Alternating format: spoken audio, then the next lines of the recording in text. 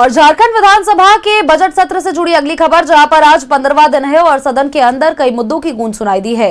कांग्रेस विधायक प्रदीप यादव ने डीएमएफटी के आरोप का उपयोग का मामला उठाया है। इसके अलावा नेता प्रतिपक्ष बाबूलाल मरांडी ने कहा है कि जो भी बातें सामने आई है ये काफी गंभीर है। डीएमएफटी के फंड का दुरुपयोग होता है, विधानसभा की टीम बनाकर इसकी जांच करानी चाहिए। वहीं मंत्री योगेंद्र प्रसाद ने कहा है कि सारे विषयों को लेकर के राज्य ने केंद्र को पत्र लिखकर पक्ष रखा था, फिर पत्राचार करेंगे।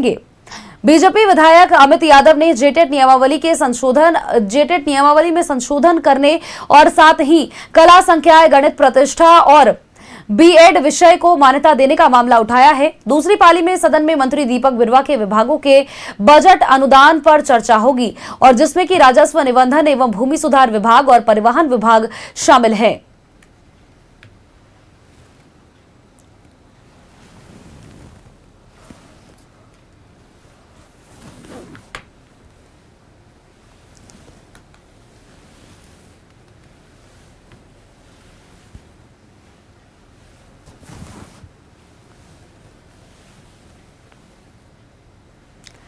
डीएमएफटी फंड से जुड़े हुए मामले की गूंज आज सदन के भीतर सुनाई दी है और इसके अलावा कई और मुद्दे रहे जिसको लेकर के आज सदन के भीतर आवाज सुनाई दी। झारखंड विधानसभा के बजट सत्र का आज 15वां दिन है और सदन के अंदर कई मुद्दे उठे हैं। कांग्रेस विधायक प्रदीप यादव ने डीएमएफटी के उपयोग का मामला उठाया है। इसके अलावा नेता प्रतिपक्ष बाबूलाल मरांडी ने कहा है कि जो भी बातें आई है वो काफी गंभीर है। डीएमएफटी के फंड का दुरुपयोग होता है और विधानसभा की टीम बना करके इसकी जांच करानी चाहिए। वहीं मंत्री योगेंद्र प्रसाद ने कहा है कि सभी विषयों को लेकर के राज्य ने केंद्र को पत्र लिखकर पक्ष रखा था, फिर पत्राचार करेंगे। बीजेपी विधायक अमित यादव ने जेटेट नियमावली में संशोधन कराने और साथ ही संशोधन करते हुए कला संख्याएं, गणित प्रतिष्ठा और बीएड विषय को मान्यता देने का मामला उठाया है। दूसरी पाली में सदन में मंत्री दीपक बिरुवा के विभाग के बजट अनुदान पर चर्चा होगी और जिसमें कि राजस्व, निबंधन एवं भूमि सुधार विभाग और परिवहन विभाग शामिल है।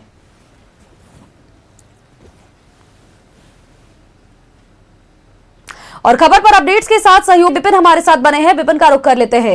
विपिन, बजट सत्र का आज 15वां दिन है और ऐसे में सदन के भीतर कई मुद्दों को उठाया गया है।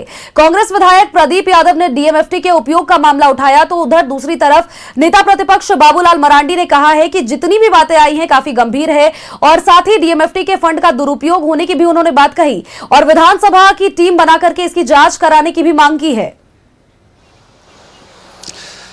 जिसके आज 15वां दिन है झारखंड विधानसभा के बजट सत्र का और पहली पाली की अगर बात करें तो आज भी सदन के बाहर बीजेपी के विधायकों ने अपने कुछ विषयों को लेकर सदन के सरकार के खिलाफ प्रदर्शन किया और हाउस जैसे शुरू हुई, हाउस के शुरुआत के साथ ही जो प्रश्नकाल शुरू हुआ तो कांग्रेस विधायक दल के नेता जो पोड़ैयाहाट से विधायक हैं प्रदीप यादव ने डीएमएफटी फंड को लेकर जो 2024 में केंद्र की सरकार के द्वारा नई गाइडलाइन लाए गए हैं जिसमें जो एरिया स्पेसिफिक किया गया है कि डीएमएफटी का फंड एक जिले में कितने रेडियस के अंदर खर्च किया जा सकता है, तो इसको बढ़ाने की मांग या इसके जगह वैकल्पिक व्यवस्था करने की बात आज सदन में रखी जिसमें पक्ष विपक्ष के कई विधायकों ने इस पर पार्टिसिपेट किया।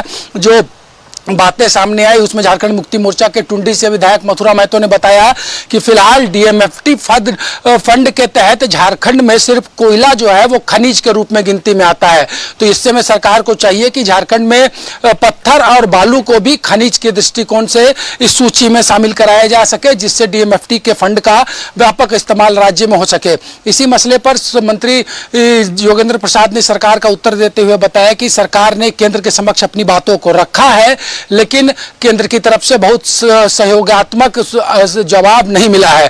इस पर मंत्री सुदीप सोनू ने सदन में नेता विपक्ष से मांग कर दी कि नेता विपक्ष केंद्र की सरकार के समक्ष इन बातों को रखें और झारखंड को सहयोग कराएं। इस पर बाबूलाल मरांडी ने सदन में कहा कि बातें तो काफी गंभीर उठ रही है लेकिन जो परिधि निर्धारित की गई है डीएमएफटी फंड को लेकर वो काफी व्यापक है, इसमें अब बदलाव की आवश्यकता नहीं है। साथ ही साथ उन्होंने यहां तक कहा कि डीएमएफटी फंड का दुरुपयोग झारखंड में हो रहा है, कहीं अफसरों के डाक बंगले बन रहे हैं तो कहीं दूसरे विषयों पर डीएमएफटी की राशि की खर्च हो रही है। उन्होंने बोकारो में बीते दिनों हुई डीएमएफटी फंड के दुरुपयोग का विषय भी सदन में रखा।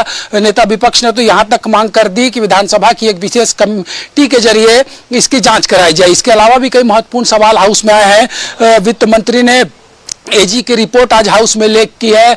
वित्त आयोग के प्रथम प्रतिवेदन को हाउस में रखा गया है और जो एलपीजी संकट गहरा रहा है उसको लेकर राज्य में क्या स्थिति है, इस पर संसदीय कार्य मंत्री ने पूरी रिपोर्ट रखी कि कैसे झारखंड को 80% कमर्शियल गैस मिलता था, लेकिन उसके एवज में भी मात्र 20% जो सप्लाई है वो केंद्र की तरफ से दी जा रही है। केंद्र की इस भूमिका पर राज्य की सरकार ने सदन में सवाल खड़े किया। और साथ ही साथ आज अगर दूसरी पाली की बात करें सोनल, तो आज जितने बचे हुए विभाग हैं सबके अनुदान की मांग पर सदन में चर्चा हो जाएगी। मुख्य विभाग कैबिनेट को आज रखा गया है और साथ ही साथ अनुदान की मांग पर चर्चा के बाद आज हाउस में विनियोग विधेयक पेश होगा और इस विनियोग विधेयक के जरिए जो 24 फरवरी को झारखंड के वित्त मंत्री ने सदन में झारखंड का बजट रखा था उसको खर्च करने का अधिकार आज सदन राज्य की सरकार को देगा विनियोग विधेयक के पारित होते ही।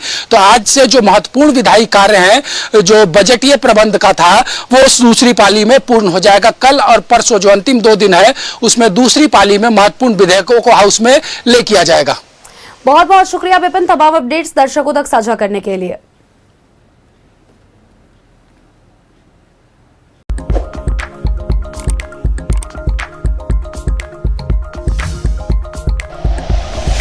Like and share videos, subscribe करें हमारा चैनल और प्रेस करें बेल आइकॉन। न्यूज़ 11 भारत, सच है तो दिखेगा।